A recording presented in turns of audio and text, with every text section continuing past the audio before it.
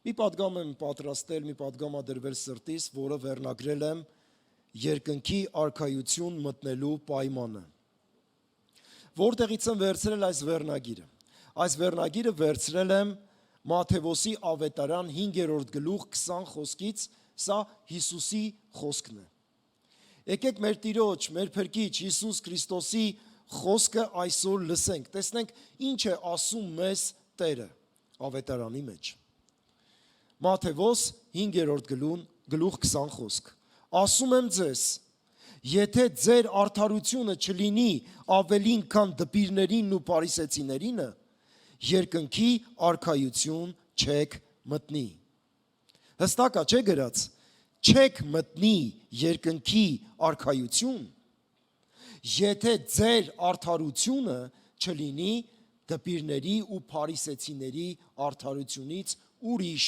ավելին։ Պայման է արդյոք սա, թե չէ։ Պայման է, այո։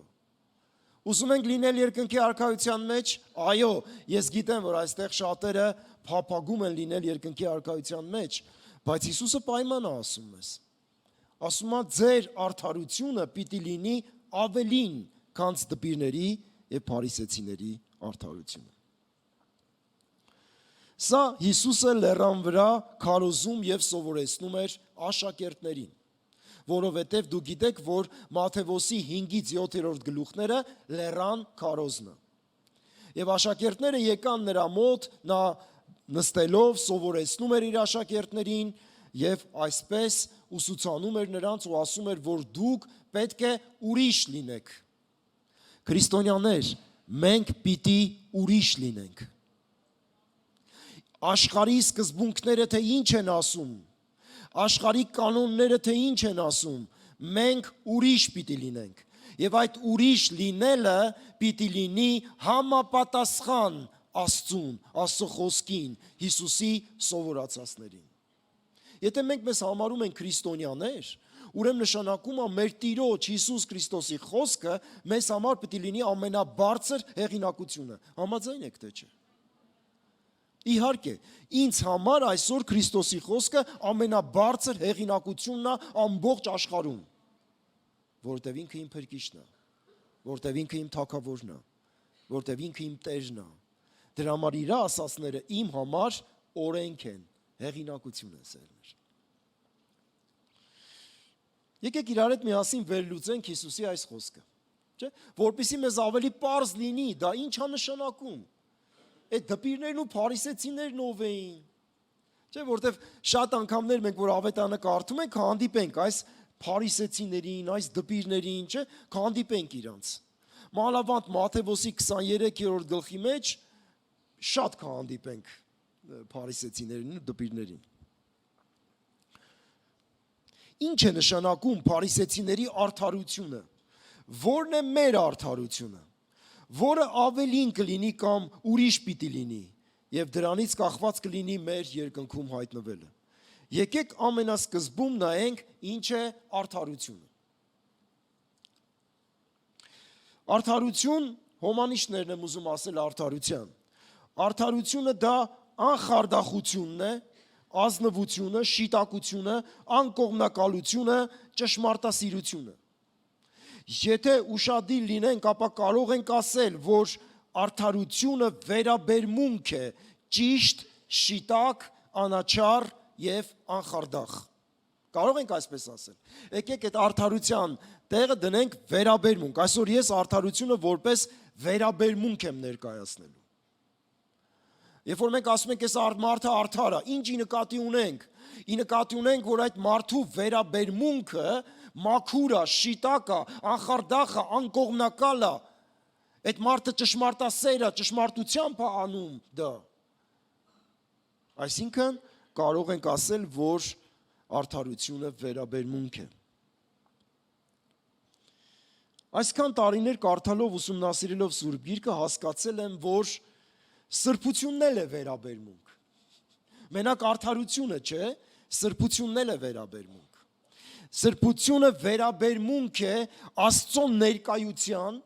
խոսքի եւ ինչ որ կապված է Աստծո հետ։ Իսկ արդարությունը վերաբերմունք է մարդկանց հանդեպ։ Մեր կողքինների, մեր մերձավորների հետ կամ հանդեպ։ Հայտնության գրքում գրված է արդարը ավելի արդարանա, սուրբը ավելի սրբվի։ Եվ Աստված ուզում է, որպեսզի մենք լինենք արդար և սուրբ։ Աստված ուզում է, որպեսզի մենք ճիշտ վերաբերմունք ունենանք այն սրբություններին, որ վերաբերվում է Աստծուն, եւ ուզում է, որպեսզի ճիշտ վերաբերմունք ունենանք այն մարդկանց, ովքեր մեզ շրջապատում են։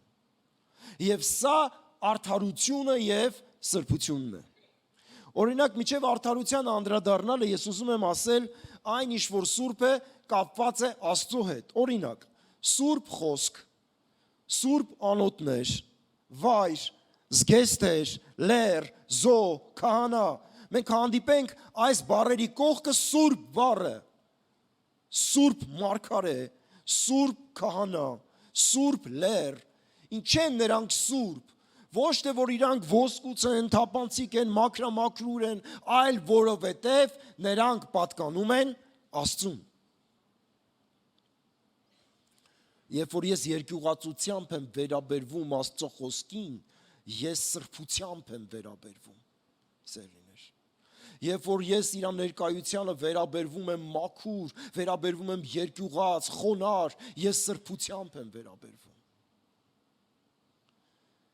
Երբ որ ես մարդկանց վերաբերվում եմ մաքուր, ուղիղ, շիտակ, ես արդարությամբ եմ վերաբերվում։ Ուրեմն նշանակումը հետաքրքիր է, որ ուշադրություն դարձնենք, այստեղ չի ասում ձեր սրբությունը, եթե ավելին լինի, քան փարիսեցիների դպիրների սրբությունը։ Ասում է ձեր արդարությունը ավելին լինի։ Ուրեմն նշանակումը այստեղ խոսքը փարիսեցիների դպիրների վերաբերմունքն էր ուրիշ մարդկանց նկատմամբ, իրանց կողքի շրջապատող մարդկանց նկատմամբ, նրանք ոչ ճիշտ վերաբերմունք ունեին։ Կամ էլ սենց ասեմ, իրանց կարծիքով արդար էին նրանք վերաբերվում, որ Աստծո աչքերին դա արդար չէր։ Ովքեր էին փարիսեցիները։ Ուզում ենք իմանանք, հա, ովքեր օրինակ չգիտեն ձեզանից, թող ձեր բարձրացնեն, ովքեր են եղել փարիսեցիները։ Նեջը կարանք շատ կարդանք, չէ, շատերն էլ ամաչեցին, ձեր չբարձրացեցին, ոչինչ։ Դա մենակ ուսումնասիրելու ժամանակ ես դու կարողանում իմանալ, ովքեր են եղել այն ժամանակ փարիսեցիները։ Ինչ վերաբերմունք ունեին իրենց շրջապատող մարդկանց նկատմամբ, ինչ արդարություն ունեին, որ չէր բավարարում երկինք մտնելու համար, արդյոք այսօր էլ կա այդ խմորը, այդ վիրուսը, որ ունեին այն ժամանակվա փարիսեցիները։ Շնորհակալություն Տիրոջը, որ մեզ այսօր լուսաբանում է, որ բժշկվենք եւ ուրիշ հայացքով նայենք մեր կյանքին։ Այսօր ես հավատում եմ, որ Սուրբ Հոգին մեր բոլորիս հետ կխոսա եւ մեզ ցույց կտա, արդյոք մեր ներսը կա այդ փարիսեցին։ Եվ եթե կա այդ փարիսեցին մեր ներսը, մենք այսօր պետք է վռնդենք այդ փարիսեցուն մեր ներսից։ Մենք ուղղակի պետք է քշենք, Հիսուսի նման ճիպոտ պետք է սարքենք ու քշենք մեր ներսից այդ փարիսեցուն։ Լավ, մի փոքր ձեզ ինֆորմացիա տեղեկություն, ովքեր էին փարիսեցիները։ Փարիսեցիները հրեական կրոնական համակարգի մի մասն էին, որոնք առաջացել էին մեր թվարկությունից առաջ երկրորդ դարում եւ մինչեւ մեր թվարկության երկրորդ դարը նրանք գործել են։ Փարիսեցիներ բառը նշանակում է առանձնացածներ։ Մենք հասկանանք դրա տեղին նշանակությունը, երբ ուսումնասիրենք ավետարանները։ Քանի որ փարիսեցիները օրենքի նկատմամբ մեծ նախանձախնդրություն ունեին, նրանց մեծագույն նպատակը Մովսեսի օրենքի յուրաքանչյուր հատվածին, ինչպես նաև մարգարեների գրքերին հնազանդվելն էր։ Օրենքը խստորեն պահելու այս նախանձախնդրությունը սկզբում Երևան եկավ Բաբելոնում ստրկության պատճառով։ Հրեաները սովորել էին իրենց դասը։ Այսուհետև նրանց նպատակն էր հնազանդվել օրենքի յուրաքանչյուր պատվիրանին։ Մեր թվարկությունից առաջ 4-րդ դարի վերջին, երբ հունական մշակույթը, մենք անվանում ենք հելենիզմ, սկսեց տարածվել Պաղեստինում, մի շարք հրեաներ արձագանքեցին դրա ազդեցությանը։ Բավական բնական էր, որ արդար ուղղափառ հրեաները սարսափած էին։ Նրանք զգում էին, որ չէին կարող թույլ տալ, որ հեթանոսական հելենիզմը ներխուժի իր մշակույթ եւ քայքայի հոգեվոր ժառանգությունը։ Ուստի նրանցից մի խումբ ձևավորվեց, հայտնի որպես հասիդիմ կամ կրոնապաշտեր, որոնք պայքարում էին հելենիզմի ներխուժման դեմ։ Նրանց նպատակն էր ապահովագրել Աստծո օրենքի սրբությունը։ Թեև չեն կարող համոզված լինել, բայց հնարավոր է նաև, որ փարիսեցիները, ինչպես ճանաչում ենք նրանց նոր կտակարանում, առաջացել են այս մարդկանց խմբից, ովքեր նախանձախնդիր էին Աստծո օրենքը պահելու եւ չխառնելու ուրիշ բանի հետ։ Հասիդիմի անդամները սկզբում անկասկած լավ մտադրությամբ մարդիկ էին։ Եթե նրանք կարողացան կապվել միմյանց եւ կայուն ձևով պաշտպանել օրենքը, հավանաբար կարող էին նաեւ վերադարձնել իրենց հրյա եղբայրներին հեթանոսական, հելենական ուղիներից։ Այդ դեպքում նրանց սկզբնական նպատակը պարզ էր, իսկ դրդապատճառները մաքուր։ Դուք գիտեք, այդ ժամանակ սամարացիները ընդունեցին հելենիզմը, ընդունեցին հունական մշակույթը եւ դրա համար էլ հուդայականների համար, հրեաների համար սամարացիները դարձան անմաքուրներ։ Այդ դրա համար էր, որ հրեաները չէին խառնակվում սամարացիների հետ, դատապարտում էին, մեղադրում էին, ասում էին նրանք անմաքուրներ են, նրանք համ Եհովային էին պաշտում, համ էլ տարբեր աստվածների, որովհետև հունական մշակույթի մեջ Զևսից սկսած մնացած աստվածները պաշտվում էին որպես աստվածներ։ Նրանք այնքան էին մտահոգվել օրենքի ամեն մի մասին հնազանդվելով, որ մոռացել էին Աստծո սկզբնական մտադրության համար։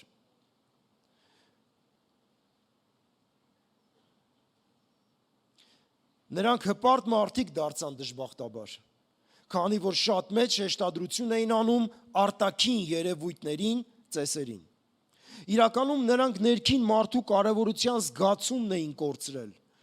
Դա երկրորդական էր դարձել։ Արտաքին սրբության պահպանման հանդեպ փարիսեցիները մեծ ջանքեր դարձրեցին։ Օրենքի նկատմամբ իրենց հնազանդության գլխավոր շեշտադրումը մեղքից առանձնացած լինելու փոխարեն նրանք մարդկանցից առանձնացած դարձան։ Որովհետև Աստված սրբությունը պահանջում էր մեղքից առանձնացած լինել եւ ոչ թե մեղավորներից, ոչ թե այն մարդկանցից, ովքեր այդ վիճակների մեջ են, բայց արյու տեսեք, որ փարիսեցիները այնքան էին իրենց արդար համարում, որ մեղավոր մարդու կողքին անգամ չէին նստում, էլ ուր մնաց նրանց տեղը նստեին, որովհետև եթե հանկարծ նրանք ինչ-որ մի մեղավորի տեղը նստեին, պղծվում էին իրենց կարծիքով։ Այս աստիճանի արդար էին այս մարդիկ։ Հետո ուշադրություն ենք դարձնում, որ փարիսեցիների կյանքի մեջ ավելի մեծ տեղ սկսեց գրավել բանավոր սովորությունները։ Նրանք շեշտադրություններ ավելի արեցին բանավոր սովորությունների վրա եւ ոչ թե օրենքի տարերի վրա։ Այդ բանավոր սովորությունները կոչվում էր Թալմուդ։ Իրանց 630 կանոններով ու պատվիրաններով։ Փաստորեն նրանք կարծում էին, որ եթե մարդը ուզում է գրված օրենքը կատարել, ինչպես հարկն է, պետք է բանավոր սովորությունների լիակատար գիտելիքներ ունենա։ Դրա համար իրանք մարդկանց սկսեցին սովորացնել, որ ավելի շատ բանավոր գիտելիքները, բանավոր այդ սովորությունները սկսեցին սովորացնել, դե մաքրությունների հետ կապված մնացած բաները, որ հայրենական ավանդույթներով եկել էր իրանց, եւ թողեցին օրենքի ամենակարևոր բաները։ Դրա համար էլ Հիսուսը, հիշում եք, Հիսուսը հանդիմանեց իրանց։ Ասես լավ եք Աստծո պատվիրանը դուք խափանում ձեր հայրերի սովորությունները պահելով։ Հիմա մենք ասենք դե իրանք փարիսեցիներն են, իրանք այտենց ինչի մեր մեջը չի կարա այտենց լինի, որ մեր հայրերի եկած ավանդությունը մենք ավելի սրբորեն պահենք, քանդելով Աստծո պատվիրանը։ Չի կարան են ծլնի, որ սփխեչի օրը մենք այդան գերեզմաններ ու Աստծո պատվիրանը խափանենք, որ Տիրոջ առաջ գալու։ Չի լինի, որովհետև մեր հայրերը տենց են ասել։ Այդ օրը սուրբ օր է, սփխեչի օրը, դու պիտի գերեզմանում լինես։ Իսկ Տերն էլ ասել է, այդ օրը սուրբ օր է, այդ օրը իմ առաջ պիտի գաս։ Եվ դու որպես քրիստոնյա ընտրության առաջ ես, գնաս գերեզման, թե լինես Տիրոջ տանը։ Եվ դու ի՞նչն ես ընտրում, հայրերի ավանդույթը, հայրերի ասած։ Լավ, սիրելիներ, սփխեչին չեմ ուզում անդրադառնամ, իրականում դա հեթանոսական տոն է եղել, սիրելիներ։ Ովքեր որ չգիտեն, ասեմ ձեզ, դա հին Հայաստանում ուլնոց տոնն է եղել, որը վերաբերվել է մեռելների հոգիների հետ հաղորդակցության օր է եղել։ Մեռելների պաշտելու, նախնիներին գովերքելու, գնացել են գերեզմաններ, տրանսի մեջ են ընկել, հոգեկանչություն են արել, չգիտեմ, այդ ուլի միջոցով իրանք կանչել են անդրշիրիմյան աշխարից իրանց նախնիների հոգիներին եւ այդ հոգիներից ուզեցել են իրանք իմանան իրանց ապագայի մասին։ Սա փաստա եւ սա գարշելի հեթանոսական Հայաստանում է տեղի ունեցել։ Եվ ինչքաններն են այդ օրը դիվահարվել, ինչքաններն են այդ օրը խելագարվել, ինչքաններն են այդ օրը միայն Աստված գիտի։ Փոխվել է, դարձել է խաչվերած, բայց ուլը մնացել է։ Եվ այն ամենը, դու գիտեք չէ, որ ուլը եղել է այն գինը, որով իրանք պիտի կարողանան հաղորդակցվեն մահացածների հետ։ Ուլը այդ պահանջված գինն է եղել։ Լավ, էսի ուղղակի ձեզ որպես տեղեկություն։ Երբ որ փարիսեցիները տենց օրենքի ծանր բաները ուզում էին անեին, Հիսուսն ասում է օրենքի բանը, Մովսեսի աթոռի վրա նստել են դպիրներն ու փարիսեցիները։ Իրանք մարդկանց ցույց են տալիս, որ իր օրենքը լավ պահում են։ Իրանք ցույց են տալի, որ իրանք օրենսգետ են, իրանք ցույց են տալի, որ իրանք աստվածապաշտ մարդիկ են։ Բայց արդյոք դա այդպես էր։ Եկեք մի քանի խոսքերի անդրադառնանք Մատթեոսի 23-րդ գլխի մեջ, որտեղ Հիսուսը նրանց բացահայտում է։ Դու գիտեք, միջև Հիսուսը 2 տարի իրան գործել են, բայց ոչ ոք նրանց չի բացահայտել։ Ոչ ոք նրանց ներաշխարը չի հանել ու ցույց տվել նրանց։ Բայց քանի որ Հիսուսը Աստված էր, քանի որ Հիսուսը գիտեր մարդկային մտքերն ու սրտի խորհուրդները, Հիսուսը ցույց տվեց ով եք իրականում դուք։ Եվ տեսեք ինչ ասում։ Ասում է դուք ծանր դժվարակիր բեռներ եք կապում մարդկանց ուսերին, բայց ձեր մատով անգամ չեք ուզում շարժել դրանք։ Տարբեր ծեսեր, տարբեր պահանջներ եք դնում, որ մարդիկ անեն։ Ու գիտեք, շատ դժվար էր հրեական մշակույթի մեջ այդ բոլոր ծեսերն անել։ Հանկարծ մի հատ մեռածի կպնեին, պիտի գնային լվացվեին, միջև իրի գունը պետքա ոչ մեկ է չհաղորդակցվեին, տունը մնային, որպեսզի մաքուր համարվեին, եւ այսպես տարբեր ենքան ծեսեր, որ մարդկանց վրա բեռնել էին, որ մարդիկ դժվարանում են, բայց իրանք մի հատ կողքից չէին օգնում այդ մարդկանց։ Ու հանկարծ մարդն էլ եթե չկարանար դա աներ, իրանց դատապարտությանն էր արժանանում այդ մարդը։ Շարունակում եմ։ Ասում է իրանց 5-րդ խոսքը 23-ի։ Իրենց բոլոր գործերը մարդկանց ցույց տալու համար են կատարում։ Եղել է տենց բան, որ մի բան մենք անենք, ասենք, թող մարդիկ տենան ոնց եմ անում։ Եղել է տենց բան, որ մենք ուրիշներին օգնենք ու ասենք այ տենց թող տենան ոնց ես օգնեցի։ Եթե այդպես եղել է, ուրեմն այդ խմորը կա փարիսեցիական։ Ասում է սիրում են առաջի տեղերը, ընթրիքների ժամանակ, ժողովարաններում առաջի աթոռները, հրապարակներում բարևները եւ մարդկանց կողմից ռաբի կոչվելը։ Սիրում են մեծարվեն, սիրում են իրանց պատվեն, սիրում են իրանք գնահատված լինեն, սիրում են եւ պահանջում են սա անելու։ Սա փարիսեցիական արդարությունն է, սիրելիներ։ երբ որ մեկը պահանջում է, որ իրան պատվեն, երբ որ մեկը պահանջում է, որ իրան անունով կոչեն։ Սա փարիսեցիական արդարությունն է, որ ինքը եկավ, ինքը պետքա առաջի աթոռներում, առաջի շարքում նստի։ Սա փարիսեցիական արդարությունն է, որ գնաց խնջույքի, իրան պետքա տանեն արսի պես կողքը նստացնեն։ Այն լավ տեղերը, լավ թիքեքը իրան պետք է տան։ Ասում է դուք դպիրներ ու փարիսեցիներ, երկնքի արքայությունը փակում եք մարդկանց առաջ, դուք չեք մտնում եւ մտնողներին թույլ չեք տալիս, որ մտնեն։ Այն իսխալ է, չգնաք Հիսուսի հետևից։ Հիսուսը ինչ ասում է, սուտ է ասում։ Այսինքն իրանք չեն լսում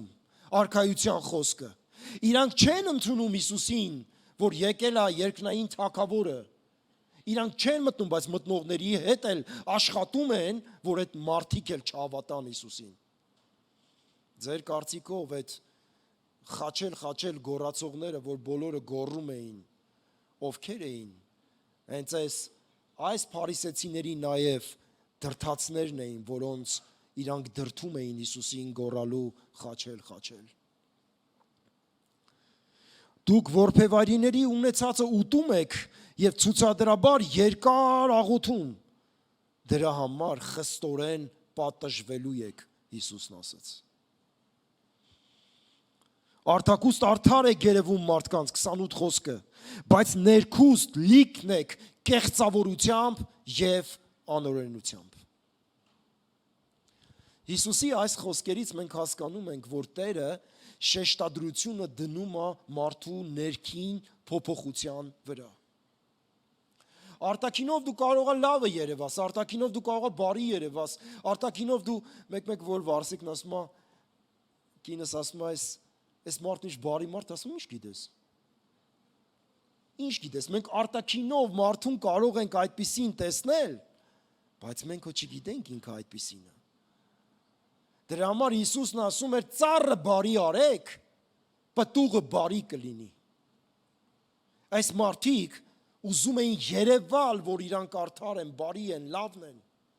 բայց իրանք ներսևանց այդպիսին չեն։ Գիտեք, սենց է, եթե ներսևանց այդպիսին չես,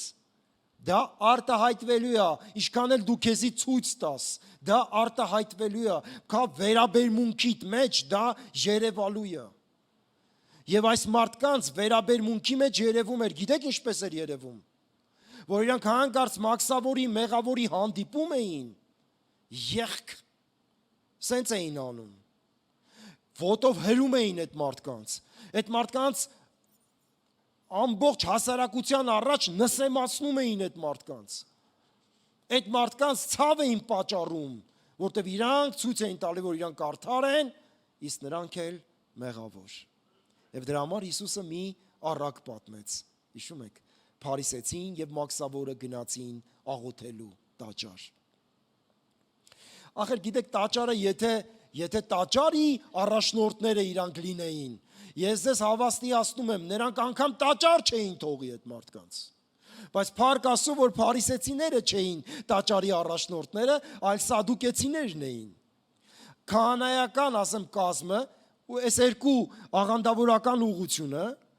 վերցրել էր ամբողջ Իսրայելի կրոնաքաղաքական ղեկավարությունը իրենց ձեռների մեջ։ Տեսեք, սադուկեցիները վերցրել էին քահանայական աղանդներ, քահանայություններ, իրենց բիզնեսը տաճարի առաջ եղած այդ ոչխարներով, մնացած սեղաններով, չենջերով, իրենց բիզնեսն էին կատարում։ Եվ դրա համար էլ Հիսուսն եկավ ասաց իմ հոր տունը աղոթքի տուն է, իսկ դուք հավասակների ворջ եք դարձրել։ Իսկ ժողովարանների այդ ղեկավարությունը վերցրել էին փարիսեցիները։ Ժողովարաններն դրանք ամեն սինագոգերներին, դրանք ամեն տարածքում, ամեն գյուղում, ամեն ռայոնում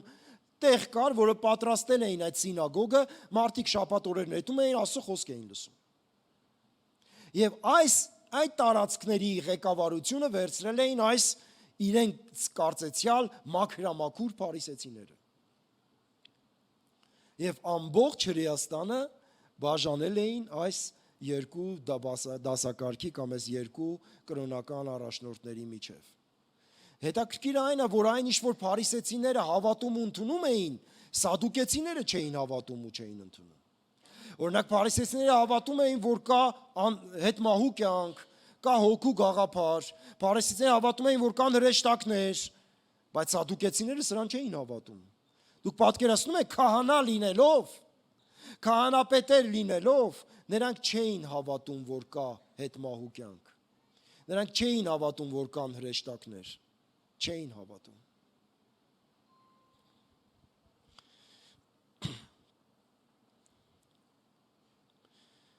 Հիսուսը հանդիմանում ասում է.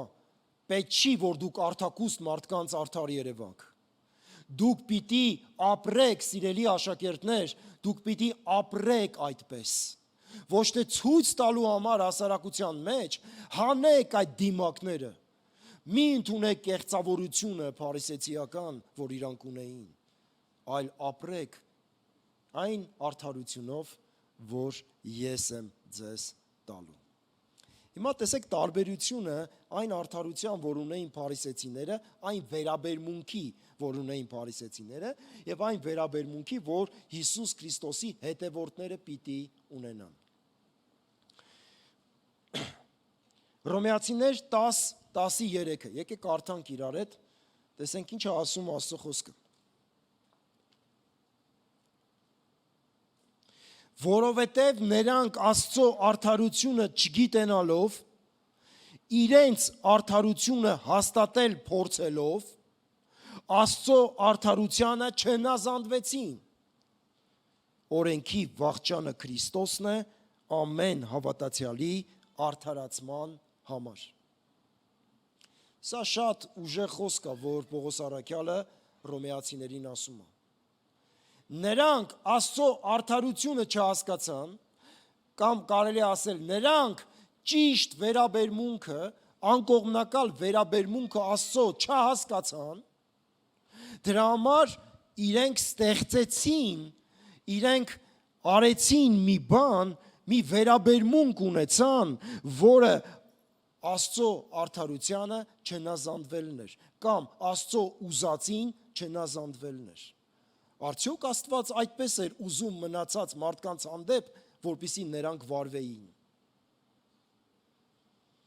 Գիտեք ինչ եմ նկատել, իմ մեջ եմ ես նկատել դա, երբ որ նորադարձ էի այդ ժամանակները ու Տիրոջ ներում եկավ, հետո ես հասկացա, որ Տերը ինձ ասում է դու սուրբ ես, հետո սկսեցի իր պատվիրանները կատարել,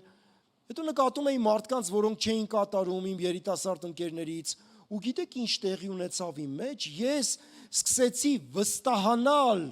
իմ ունեցած արդարության, իմ ունեցած սրբության վրա եւ սկսեցի նրանց տեսնել, որ նրանք ընկած են, Աստծուց հեռացածներ են, անհավատներ, ուրիշ խոսքեր էինք ասում։ Տերը ձեզ դատաստան կտեսնի։ Հələ մի հատ հիշի մի քանի ամիս առաջ դու ով էիր։ Էդ ինչ եղավ,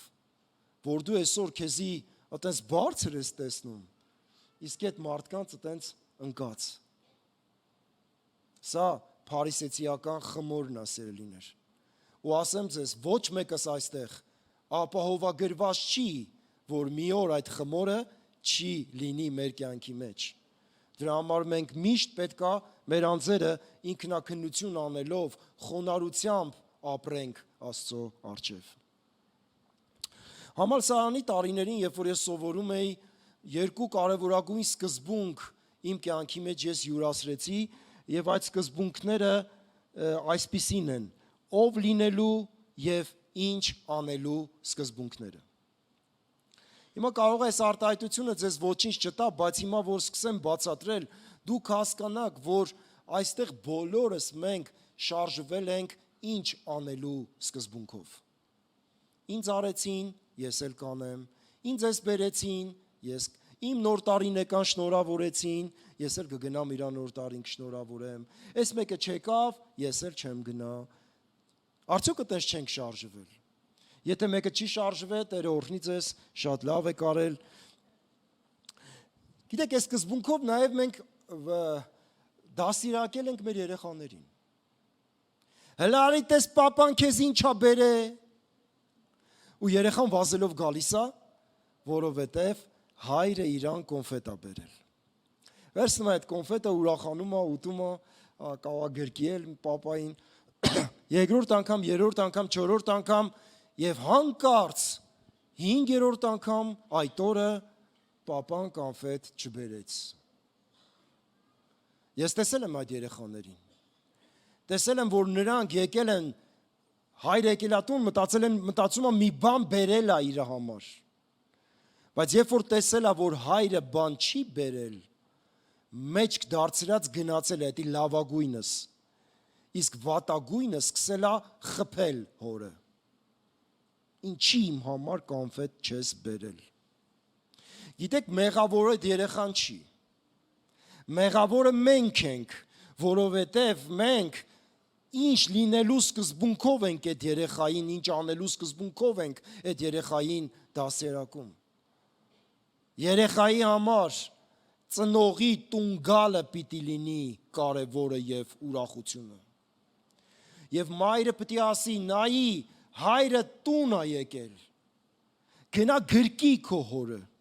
գնա գրկի քո մորը, հետո արդեն հայրը ինչ կհանի կտա, դա չի կարևորը, կարևորը հայրս տուն է եկել։ Սա ով լինելու սկզբունքն է, սերունդներ։ Ինչ եմ, այս մնացած ժամի մեջ, որ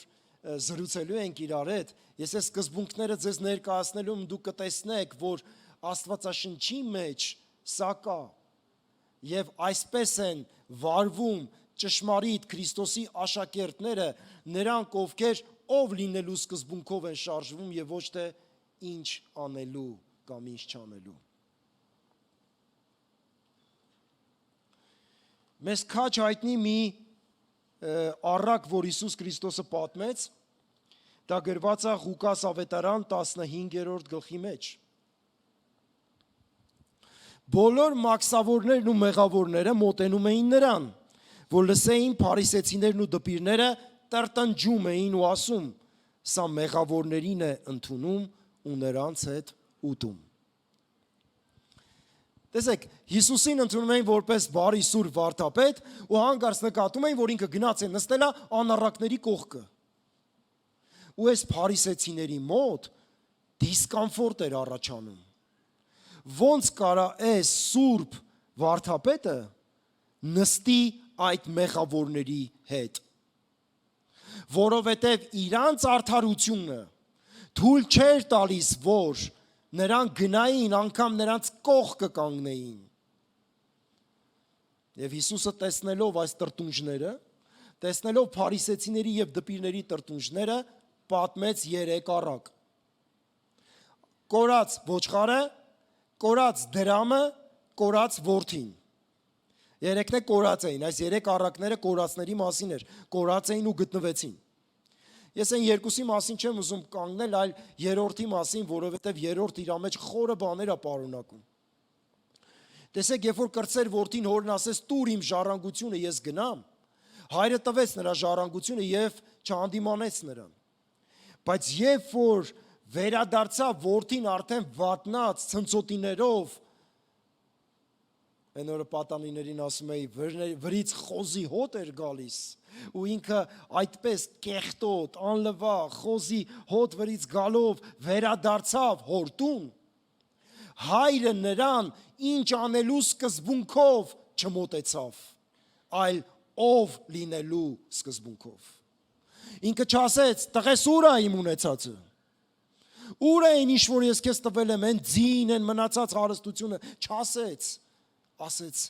իմ տղեն կորած էր ու գտնվեց, մեռած էր ու կենդանացավ, նա ընդունեց, որ այդ տղեն թեկուզ մեղավոր էր, թեկուզ գնացե ամեն ինչը ծախսել էր, բայց իրա տղեն էր, դրա համար գնաց գրկեց, չնայեց այդ հոտին, չնայեց այդ կեղտին, չնայեց այդ ամեն ինչին գրկեց, ասեց տուն վերադարձար իմ տղա, տղեն էլ այդ պահին ասեց, ես քո տղեն չեմ էլ, որովհետև ապրել եմ անառակ կյանքով, խնդրում եմ ինձի քո ծառան դարձրա,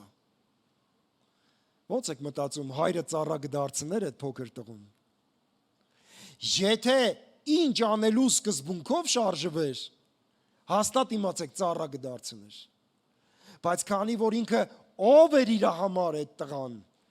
տղան իր կրտսեր տղան էր։ Ինքը չշարժվեց այդպես, ասեց. եկեք հանեք իր հագուստները ծառաներին, լողացացրեք, լվացացրեք, նոր պատմուճան տվեք, մատանի դրեք մատը, այն լավ պարարտ եզնել մորթեք,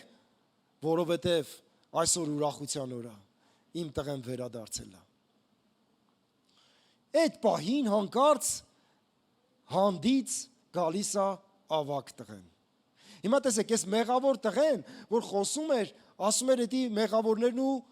մաքսավորներն են։ Այդ փուճուր տղեն, որ պատմում է այդ փուճուր տղու մասին, սա մաքսավորներն ու մեղավորներն են, որոնք հետ են գալիս դեպի Աստված, ովքեր հասկանում են, գիտակցում են, զղջում են իրանց արածների համար։ Դրա համար էլ Հիսուսն ասում էր, արևելքից, արևմուտքից կգան այդ մեղավորները, անառակները, կգան, կբազմեն Աբրամի, Իսակի, Հակոբի հետ, բայց դուք դուրսը կմնաք։ Ինչի՞։ Որովհետև դուք ձեզ չափից ավել արդար եք կարծում։ Ուզում եք մի համար կարդամ Սողոմոն իմաստունից, տեսեք Սողոմոն ինչ է ասում։ Ժողովող 7:16 Չափազանց արդար մի եղիր եւ քեզանից չափազանց իմաստուն մի կարծիր, ինչու համար քեզ կործանես։ Ինչու համար քեզ կործանես։ Ինչի ես քեզ այդքան արդար համարում։ Ու մեկ էլ եկավ ավակ որդին։ Ու ինչ, տուն չմտավ ավակ որդին։ Կանչեց ծառաներից մեկին, ասեց. «Էս ինչ ձեն է մեր տան մեջ»։ Այս ծառաները ուրախ ասեցին, «Քո փոքր աղբերն է եկել»։ Մեկ էլ պապան այդ պահին դուրս եկավ, հայրը։ Ասեց. «Արի, քո փոքր աղբերն եկել է»։ Ասեց. «Իմ փոքր աղբերը»։ Էդի որ գնաց անառակների հետ վատնեց լրիվ ունեցածը, հիմա հետա վերադարձե ու դու իր համար այդպես խնջույք ես անում։ Դուք տեսնում եք, ինչ անելու սկզբունքն է, ինչ որ բան է ինքը արե ու այդ բանի համապատասխան դու այսպես պիտի վերաբերվես իր հետ։ Հետո շարունակում է, ասում է, անգամ դու ինձ մի ուլ չտվեցիր, որ իմ ընկերների հետ ես ուտեմ։ Նորից մենք տեսնում ենք Աստծո հետ, հոր հետ փոխաբերվելու այդ սկզբունքը իրան ավելի էր հեռու պահում, որտեվ սիրելիներ, ով լինելու սկզբունքը հարազատացնում ու մոտեցնում է։ Ով է Աստված քո համար։ Եթե Աստված քո համար հայր է, նրան հորպես մոտեցի, խոնարհված մոտեցի, երկրպագելով ու պատվելով մոտեցի, բայց ոչ թե մեղադրելով։ Մենք շատ անգամներ որպես սոցապ նախարար ենք մոտենում Աստծուն, մենք մոտենում ենք, չգիտեմ, դատավորների դատավոր, ու այդ դատավորության մեջ մենք չենք մտնում, որ արդարացնի, այլ ուզում ենք, որպեսզի ուրիշին դատի։ Երբ որ մենք կարդում ենք Աստվածաշունչը, ում ենք այնտեղ տեսնում, մեզ, թե էսի վերաբերվում է քեզ, էսի վերաբերվում է ամուսնուս, էսի վերաբերվում է երեխուն, էսի վերաբերվում է հարևանին, եւ այսպես շարունակ, բայց այնտեղ ինքը իրան չի տեսնում։ Էսի փարիսեցիներն են։ Հիմա տեսեք, այս ավակ որդին եկավ, բայց ինքը իր եղբորը ով լինելու սկզբունքով չմոտեցավ։ Չեկավ ասեր, աղբերս ես, ինչ եղել է, արի ես քեզ գրկեմ, իմ աղբեր։ Չէ՞ որ մենք փոքր ժամանակ իրար հետ խաղացել ենք։ Փոքր ժամանակ մենք այս տան մեջ ենք իրար հետ մեծացել, դու իմ աղբերն ես, դու իմ հոր որդին ես, որպեսզի իմ հորս ուրախացնեմ, քեզ ես ընդունում եմ։ Նա որտեղից ինքը գիտեր, որ անառակների հետ վրա է ծախսը այդ ունեցածը, որովհետև ոչ մեկ իրան չէր ասել դրա մասին։ Այստեղից ինքը իրան, ոնց որ ասած, մատնում է այս ավակ որդին, որ ինքը իմացել է որտեղ է գտնվում իր եղբայրը։ Ինքը իմացել է որտեղ է գտնվում եւ ինչի մեջ է, ու որպես ավակ եղբայր չի գնացել իր փոքր աղբոր հետևից։ Չի գնացել նրան այդ խոզերի, այդ փարախից, այդ խոզերի այդ գոմից հանելու, բերելու տուն, չի գնացել։ Սրանք են փարիսեցիները։ Սրանք են փարիսեցիները, ովքեր իրենց արդար են համարում, իսկ մնացածին մեղավորներ։ Սրանք են փարիսեցիները, ովքեր երբեք այն անառակ կնոջը, որ եկել էր Հիսուս Քրիստոսի ոտերն էր ընկել, հիշում եք, լացում էր, մազերով սրբում էր, որովհետև հասկանում էր, որ ինքը մեղավոր է եւ հասկանում էր, որ ներման կարիք ունի։ Ու փարիսեցին իր մտքի մեջ մտածում էր, որովհետև դա փարիսեցու տունն էր։ Ասում էր, եթե սա մարգարե լիներ, կիմանար ով է կպել իրան։ Այդ ժամանակ Հիսուսը շրջվեց, ասեց. Սիմոն, այդ փարիսեցու անունը Սիմոն էր։ Սիմոն, մի բան հարցնեմ քեզ։ Եվ հիշում եք ինչ հարցրեց։ Ասեց, պարտական էին, մեկը 50, մեկը 500, երկուսին էլ ներվեց։ Ով շատ կսիրի։ Ասեց, դե ում որ շատ ներվեց։ Ասեց, այս կինը շատ մեղքեր էր արել։ Զղջաց, դրա համար էլ իրան շատը կներվի։ Երբեք այդ փարիսեցին չմտածեց, որ այս կինը, որ անառակ էր, ինչ իրավիճակից էր դառել անառակ։ Սիրելի ժողովուրդ, շատ անառակներ, շատ մեղավորներ, որ այսօր կան, մենք չգիտենք, ոչ մեկս իրանք ինչի են դարձել այդպիսին։ Մենք չգիտենք, որ մի աղջկա ծնող իրան բռնաբարել է, հետո ծախել է ուրիշներին, հետո ուրիշներն են բռնաբարել, դրա համար էլ 7 դև էր մտել այս Մարիամ Մագդաղենացու մեջ։ Եվ այսպես այդ աղջկա ճակատագիրը լրիվ կործանվել էր, քանդվել էր։ Սուրբ են, արդար մարդիկ կնայեն, որ ինքը մեղավոր է, սկսեն դատել իրան։ Բայց չեն իմանա ինքը ինչ ճանապարհ անցել, ինչ մանկություն է ունեցել, ինչ իրավիճակներով է անցել։ Բայց Հիսուսը նստում էր այդ մարդկանց կողքը, չվախենալով, որ իրան պիտակավորեն, ասեն մաքսավորների, մեղավորների բարեկամ։ Ինքը չէր վախենում դրանից, նստում էր հասկանալու այդ մարդու խնդիրը, որպեսզի այդ մարդուն օգներ։ Լսեք սիրելիներ, մեղավորների կողքը նստելը չի նշանակում, որ դու իրանման մեղավոր ես։ Մեղավորների կողքը նստելը նշանակում է մի բան, որ այս մարդիկ տեսնելով, որ դու արդարության ճանապարհի մեջ ես, դու նրան հնարավորություն ես տալիս այդ մեղավոր կյանքից դուրս գալու։ Այդ ինչով է տարբերվում փարիսեցիների արդարությունը ու Հիսուսի բերած արդարությունը, որտեղ Հիսուսի բերած արդարության մեջ կա սեր, ողորմածություն։ Հիսուսի բերած արդարության մեջ կա մարդկանց իրավիճակի մեջ մտնել, նրանց օգնելու նպատակով եւ ոչ թե հրել ու հեռացնել այդ մարդկանց։ Ուզում եմ մի հանրահայտ խոսք հիշեցնել ձեզ Հիսուս Քրիստոսից, երբ որ հիշում եք, բերում էին այն անառակ կնոջը, որ քարկոծեին, Հիսուսն ասեց, ով որ ձեզանից արդար է, թող ինքը առաջի քարեկցի։ Եվ բոլորը հանդիմանվեցին ու թողեցին գնացին, եւ Հիսուսն ինչ ասեց այդ կնոջը, ասեց, քեզ ոչ մեկ չդատապարտեց, ասեց չէ։ Ասեց ես էլ քեզ չեմ դատապարտում, գնա ու այլևս մեղք մի գործիր։ Այ որն է Հիսուսի արդարությունը, սիրելիներ, որ ես քեզ չեմ դատապարտում, գնա այլևս մեղք մի գործիր։ Մենք ատում ենք մեղքը, մենք չենք ընդունում մեղքը, բայց ատելով մեղքը չի նշանակում, որ մենք ատում ենք մեղավորներին։ Չի նշանակում, որ մենք պիտի ատենք մեր բարեկամներին, որ իրանք այսօր այդպես են ծնվել մեղքի մեջ։ Չի նշանակում, որ մենք այդ մարդկանց հետ հարաբերություն չենք ունենա։ Եթե այդպես է, մենք պիտի գնայինք առանձնանայինք անապատներում, մի հատ քաղաք սարքեինք ու հավատացյալներով այնտեղ ապրեինք։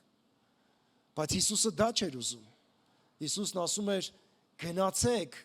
գնացեք աշխարհ, գնացեք մարդկանց, նրանց ավետարանը քարոզեցեք, նրանց հիվանդներին առողջացրեք, նստեք նրանց կողքը, նրանց լուսավորեք, որպեսզի այդ մարդիկ ճշմարիտ խոսքը ընդունելով փրկություն ունենան։ Ուզում ենք լինենք երկնքի արքայության մեջ, մենք պիտի վարվենք ինչպես Քրիստոսը վարվեց։ Ասեմ ձեզ, Հիսուսը ամենավառ, ամենալավ օրինակն էր Աստծո արդարության երկրի վրա, ամենալավ օրինակն էր։ Նա մեղքին մեղք էր ասում, իսկ մեղավորին շանս էր տալիս, հնարավորություն փոխվելու։ Նա մեղքը դատապարտում էր, բայց մի մեղավոր, որ ձեռք էր հանկարծ բարձրացնում օգնության, չէր խփում այդ ձեռքին, այլ բռնում էր այդ ձեռքից, բարձրացնում էր։ Ինչի է այդպես լինում, որ մենք շատ անգամներ մեր կողքիններին չենք հանդուրժում։ Շատ անգամներ մենք չենք հանդուրժում եկեղեցում գտնվող մեր քույր եղբայրներին, ովքեր սխալվել են, ովքեր մեղք են գործել, ովքեր ընկել են մի խնդրի մեջ, հետո ապաշխարել են, բայց մեր կարծիքով, մեր կառուցված, ասենց ասեմ, արդարությունով այդ մեղքը դատապարտելի է։ Այո, համաձայն եմ, դատապարտելի է, բայց չէ որ քո քույրը, եղբայրը հետ է եկել, ապաշխարել է, չէ որ քո քույրը, եղբայրը հասկացել է, որ ինքը սխալ է, վերադարձել է հորտուն։ Քո գործը որպես ավագ եղբայր կողքը նստած, ինչու՞ է կայանում, որ դու նրան դատապարտես ու մեղադրես, թե ընդունես, որովհետև Աստված ընդունում է նրան։ Ով եմ ես ելներ, եթե Աստված մեկին ընդունում է, ես չընդունեմ։ Ով եմ ես, որ Տերը, եթե մեկին ներում է, ես չներեմ։ Եթե այդպես եմ վերաբերվում, ուրեմն ես փարիսեցի եմ։ Եթե այդպես եմ վերաբերվում, ուրեմն ես փարիսեցիական արդարությունով եմ շարժվում, մտածելով, որ ես արժանի եմ եղել այդ ներմանը։ Հիմա ուզում եմ մի ճշմարտություն ասեմ բոլորիս։ Այստեղ նստածներից ոչ մեկս արժանի չի եղել Աստծո տված փրկությանը, ներմանը ու բոլոր բարիքներին, ոչ մեկս։ Եթե մեկը մտածում է ինքը բարեկիրթ ընտանիքում է ծնվել, լավ դասիրակություն է ստացել, 3 համալսարան ավարտել եւ ինքը արժանի էր Աստծո ուշադրությանը, արժանի էր Աստծո վերաբերմունքին, ասեմ քեզ, սխալվում ես։ Այդ բոլորը մենք ստացել ենք Աստծո շնորհիվ, Հիսուս Քրիստոսի շնորհիվ։ Խոսքն ասում է, արդար չկա, մեկն էլ չկա։ Չկա մեկը այս աշխարհի վրան, որ ճիշտ վերաբերմունք ունենա Աստծո ուզածի նման։ Չկա մեկը այս երկրի վրա, որ կարողանա ճիշտ ապրի այնպես, ինչպես որ Աստված է ուզում։ Գիտեք ինչու, որովհետև մենք բոլորս ծնված օրվանից մեղավորներ ենք եղել։ Այդ դրա համար եմ ասում, մենք ոչ մեկս արժանի չի եղել։ Պողոսը, որ ասում է, նրանով ենք մենք ապրում, շնչում եւ կանք, նրանով նշանակում է այն շնորհը, որ դու ունես, այն տաղանդը ունես, այն ուժը, որ ունես, այն կարողությունը, որ ունես, ընդհանրապես ինչ ունես դու, նրանից է։ Այն իմաստությունը, այն կարողությունը, այն ինչ որ ունես, եթե նրանից է, ապա ինչ ունես դու մեծամտանալու, ինչ ունես դու համարում ունենալու, որ ես ավելի լավն եմ, քան թե այն ընկած եղբայրս կամ քույրս։ Ես ավելի լավն եմ, որովհետև 40 գլուխ կարդում եմ։ Այ օրինակ Վահան եղբայրը քիչ է կարդում, կներես Վահան ջան։ Ես գիտեմ, որ դու շատ ես կարդում։ Վահան եղբայրը քիչ է կարդում։ Եվ եթե առիթ տա,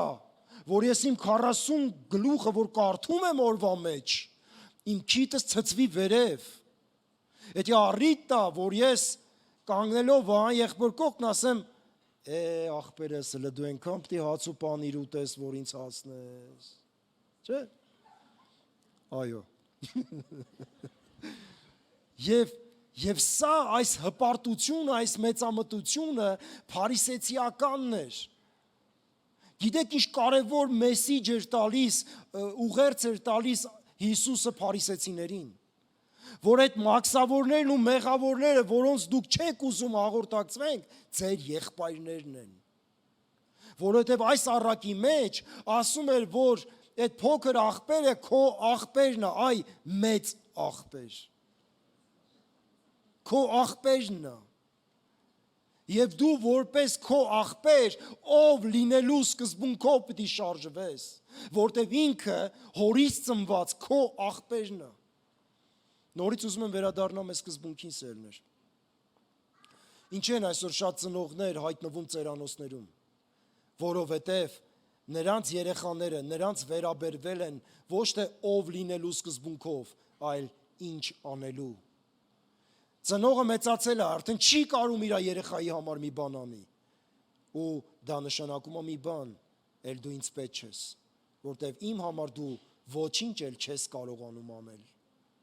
Բայց եթե մեկը վերաբերվում է իր ծնողներին ով լինելու սկզբունքով, անկախ նրանից դու կանես թե չես անի, դու իմ ծնողն ես, անկախ նրանից դու ուժեղ ես թե թույլ ես, դու իմ ծնողն ես, անկախ նրանից դու կրթված ես թե անգրագետ ես, դու իմ ծնողն ես, եւ ես քեզ պատվում եմ, որտեվ դու իմ ծնողն ես։ Եվ այս սկզբունքը մենք նաև պիտի կիրառենք Աստծո հանդեպ։ Տեսեք, Հոբը լավ հասկացել էր։ Դրա համար երբ որ Սատանան վերցրեց ամեն ինչ Հոբից, նա մտածեց, «Սյո, Հոբին, հեսա այս ամեն ինչը վերցրեցի, Հոբը կկորցնի իրան»։ Բայց ինքը չգիտեր, որ Աստված էր ամեն բան Հոբի համար։ Եվ դրա համար էլ Հոբն ասեց, օրհնյալ լինի նրա անունը, Տերը տվեց, Տերը տարավ, որտև Հոբը Աստծուն պաշտում ու երկրպագում էր, ոչ թե որ Աստված ինչ որ բան տվել է իրան, այլ որովհետև Աստված իր հայրն է, Աստվածն է իր թագավորն է, իր արարիչն է, դրա համար էլ երկրպագում էր իրան Հոբը։ Գիտեք, եթե այս սկզբունքով մենք շարժվենք, իմ կողքի եղբորը, իմ կողքի քրոջը ընդունեմ, որ ինքը Հիսուսի որդին է, Աստծո որդին է, եւ ես ով լինելու սկզբունքով մոտենամ ես նրան, նրա թերությունները, նրա սխալները ես կկարողանամ ծածկել, որտեվ ինքը իմ հարազատ աղբերն է, ինքը իմ հարազատ քույրն է։ Բայց երբ որ կորում ասա մեջից, հələ նայ տես ինչ արեց, ով եղավ էդի, որ ինձ սենց արեց, եւ սկսվում է դատն ու բամբասանքը։ Սերներ, ընդունենք իրար որպես քույր եղբայրներ, ընդունենք, որ մենք Աստծո որդիներ ենք, եւ մի բան ասեմ քեզ, ճիշտ է, դու ինձի չես ընտրել որպես քո եղբայր լինելու, չես ընտրել, հանդուրժի ինձ, որ ես քո եղբայրն եմ, որովհետեւ ինձ ընտրել է Աստված, ինձ կամեցել է, ինձ ծնել է Աստված, ես Աստծո որդի եմ։ Ես քեզ ընդունում եմ որպես ինձ քույր եւ եղբայր։ Եվ դրա համար էլ ուզում եմ, որպեսզի այդպես մոտենամ որպես քույր եւ եղբայր։ Ես ուզում եմ, որպեսզի սիրելիս այն սխալները, այն թերությունները, որ դու կտենաս քո քրոջ ու եղբոր մոտ, մի օր էլ իմ մոտ կարող է դու տեսնես։ Ոչ թե վերցրա քո ռմբակոծիչները ու սկսի ինձ ռմբակոծել, այլ աշխատի իմ համար աղոթել եւ ինձ օգնել։ Այդ ժամանակ քո արդարությունը ավելին կլինի, քան թե դպիրների եւ փարիսեցիների արդարությունը։ Գիտեք, այդ նույն բանը ես Հովի համար եմ ասում։ Ճիշտ է, այսօր Հովիվը այստեղ չի, բայց ես նրան ընդունում եմ ինձ Հովիվ։ Ես նրան ընդունում եմ ինձ որպես հոգևոր Հովիվ։ Եվ արդեն 35 տարի է ինքը իմ հոգևոր Հովիվն է։ Նա առաջնորդում է ինձ։ Եվ ես նրան ով լինելու սկզբունքով եմ ընդունում։ Դրա համար էլ երկյուղացություն, հարգանք, պատիվ ունեմ նրա նկատմամբ։ Եթե հանկարծ վաղը նա ծերության պատճառով կթուլանա ու այնպես չի ծառայի, ինչպես երիտասարդ ժամանակ էր ծառայում։ Չի կարող արդեն այնպես անի, ինչ որ առաջ էր։ Իմ վերաբերմունքը նրա հանդեպ չի փոխվելու, որովհետև ես նրան չեմ ընդունել նրա համար, որ ինքը ինձ մի բան անում է։ Այսօր քարոզում է, ես իրան պատվում եմ։ Այսօր ինչ որ մի բանում ինձ օգնում է, ես իրան հարգում եմ։ Վաղը չի անի, ով է ինքը։ Ոչ, սիրելիներ, սա շատ սխալ է, եթե մենք այդպիսի սկզբունքով ենք շարժվում։ Դրա համար եկեք վերաբերվենք իրար, որ մենք Աստծո որդիներ ենք եւ այդ սկզբունքով կարող ենք մենք իրար սխալները, թերությունները, բոլորը սխալական ենք, բոլորս է կարող ենք ինչ-որ մի պահ սայթակել, ընկնել եւ քո վերաբերմունքը որպես Քրիստոսի արդար, Քրիստոսի արդարությունը ունեցող պիտի լինի դրա մեջ ողորմածություն, պիտի լինի սեր քո կողքինի նկատմամբ։ վերաբերմունք ճիշտ եղբորդ նկատմամբ։ Չլինի, որ այն փարիսեցին, որ եկել էր աղոթելու, այս եմ անում, այն եմ անում, սրա նման էլ չեմ, այդպես չլինի, այլ որպիսի, երբ որ դու աղոթելուց տեսնես քո եղբայրը լացում է ու կուրս կծեցում է, գնաս իրան գրկես, գնաս իրան սիրես ու ասես,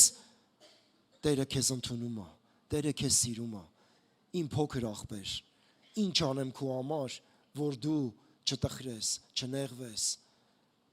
Սա է իրական արդարությունը, որը Քրիստոսի կողմից ասելն էր։ Եթե ուզում ենք երկնքում լինել, ուրեմն այսպես պիտի վերաբերվենք իրար նկատմամբ։ Հիսուսը սա էր ասում իր աշակերտներին։ Ասում էր հանկարծ փարիսեցիների նման չլինեք։ Հանկարծ չլինեք այնց, որ երկնքից կրակ ուզեք ու վառեք այդ մարդկանց։ Շրջվեց ու ասեց Զեբեդեոսի որդիներին, դուք ինչ հոգու տեր եք։ Չգիտեք, որ ես եկել եմ այդ սամարացիներին, որ դուք պիղծ եք համարում, ես եկել եմ այդ սամարացիներին փրկելու։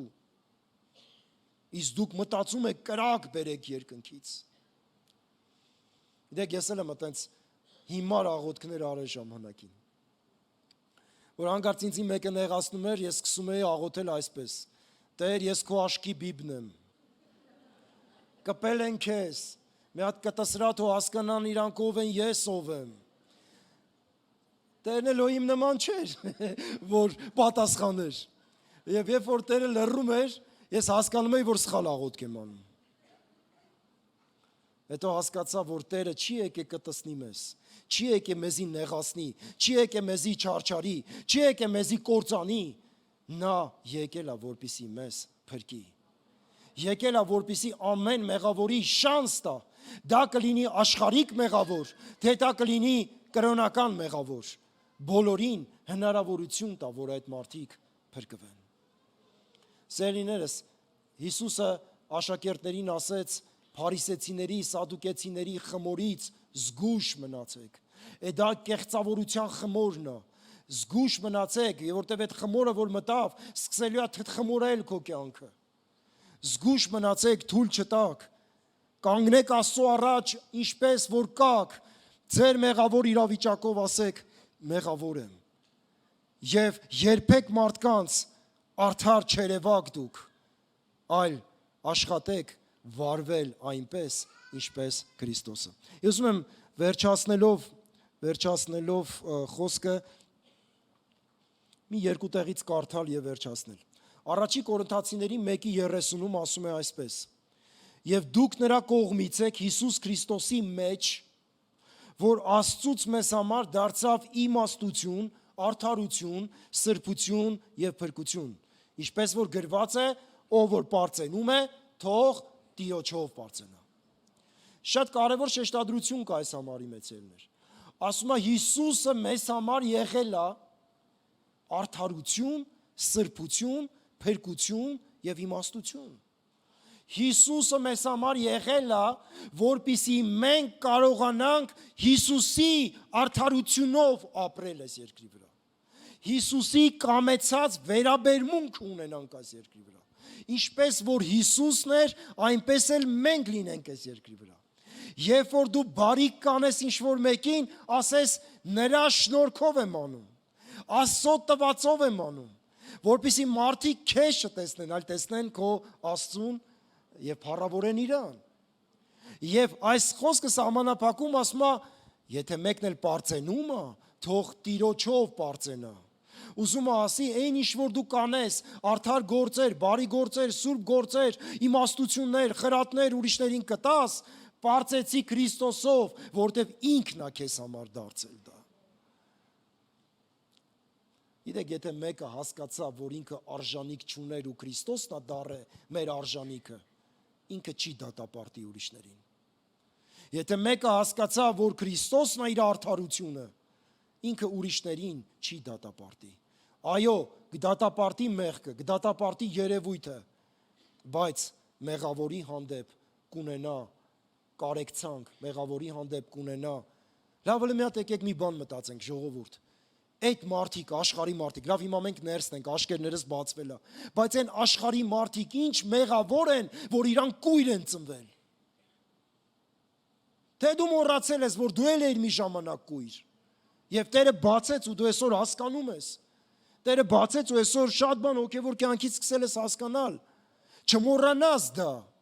որ Տերն արել դա, ոչ թե դու ես հասկացել։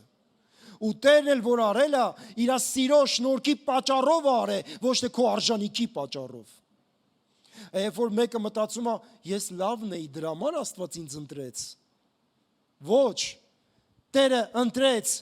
մեղավորներին, հանցավորներին, գողերին, ավազակներին, որտեվ գրած էր հիվանդները բժշկի կարիք ունեին։ Իսկ նրանք, ովքեր իրանց արդար էին կարծում, Հիսուսին այտենց էլ չընդունեցին։ Լավ, եթե այդ մեղավորներին, հանցավորներին, հիվանդներիս ընտրեց ու բժշկեց, փոխեց, ներեց, ինչ ասա նշանակում, որ եթե ինձ արեց, այն մեղավորին է կարա անի։ Եթե իմ աշկերը բացեց, այն կույրի աշկերն է կարա բացի։ Ինչ եմ ես այս կույրին քննադատում ու մեղադրում։ Եթե մենք մեղադրեցինք, քննադատեցինք աշխարհի մարդկանց, չենք կարող օգնել իրանց սիրելիներ։ Դրա համար եկեք ավելի ողորմածությամբ գտնվենք այդ մարդկանց նկատմամբ։ Ոչ թե մեկ էլ մունաթ են գալիս իրանց վրա, որ հոգևոր բաներ այդ մարդիկ չեն հասկանում։ Ախր ո՞նց կարան հասկանան։ Այդ մարդիկ հոգևորապես մեռած են, Աստծուց կտրված են, ո՞նց կարան իրանք հասկանան հոգևոր բաներ։ Հոգևոր բաները հոգևոր մարդիկ են հասկանում։ Ու իրանցից շատ բաներ մի պահանջեք, այլ ավելի աղոթեք նրանց համար, որ նրանց միտքը լուսավորվի։ Որտեվ երբ որ դու սրբություններ ես պահանջում աշխարհիկ մարդուց, աշխարհիկ մարդը չի կարող այդ սրբությունները անի։ Իմացեք, ինքը մեղավոր է։ Գալիս ենք, հարձակվում ենք մարդկանց վրա, չխմես, չծխես, այս չանես, այն չանես։ Ամեն թելը դու քեզ նայիտես, դու տենց ես եղել սկզբից։ Հետո ես հանդիպել, փոխվել է քո կյանքը, հասկացել ես, որ այդ ամեն ինչը վնասակար է քո համար, չես արել։ Մենք Քրիստոսի ավետարանը տալու փոխարեն հարձակվում ենք այդ մարդկանց վրա ու իրանց ավելի ենք վանում Քրիստոսից։ Ինչ եղավ այդ ծուխը, որ հանգարց հասավ քթիդ կարողա հավատքից ընկնես, հա, կամ պղծվես։ Տհաճ է, իմ համար էլ է տհաճ պապիրոզի ծուխը, իմ համար էլ է տհաճ, բայց շատ անգամներ այդ ծուխը մենք շնչում ենք, որպեսզի կարողանանք այդ մարդկանց օգնենք ու փրկենք։ Շատ անգամներ այդ ձևի մարդկանց կողքը մենք կանգնում ենք, կայո, մեր անունի համբավի հետ խաղալով, բայց որպեսզի այդ մարդկանց այդ սատանայի ճիրաններից կարողանանք հանել։ Սա է Քրիստոսի ուզած արդարությունը սերներ։ Եվ վերջնաբան կարդամ, դա գրված է Եսայա մարգարեության, գրված է Եփեսացիների մեջ, Եփեսացիների 3-րդ գլուխ։ Արդ սուտը դեն նետելով, թող յուրաքանչյուրդ ճշմարտություն խոսի իր ընկերի հետ։ Քանի որ միմյանց անդամներ ենք, եթե բարկանաք մի մեղանչեք, թող արեգակը ձեր բարկության վրա մայր չմտնի և սատանային առիթ մի տվեք։ Նա, որ գողանում էր, թող այլևս չգողանա, ավելի թող աշխատի իր ձեռքերով, բարիք գործելով, որպեսզի կարիքավորին տալու բան ունենա։ Ձեր բերանից թող ոչ մի վատ խոսք դուրս չգա, միայն այն, որ բարի է, հավատի շինության համար, պիտանի, որպեսզի շնորհ տա լսողներին։ Եվ մի տրտմեցնեք Աստծո Սուրբ Հոգուն, որով կնքվեցիք փրկության օրվա համար։ Ամեն դառնություն, բարկություն, սրտմտություն, աղաղակ եւ հայոյություն թող վերանա ձեզանից, ամբողջ չարությամբ հանդերձ։ Միմյանց հետ քաղցր եղեք, գթած, միմյանց ներելով, ինչպես որ Աստված էլ Քրիստոսի միջոցով ձեզ ներեց։ Եթե Աստված մեզ ներել է, մենք էլ այդպիսի մտքով զինվենք ուրիշներին ներելու։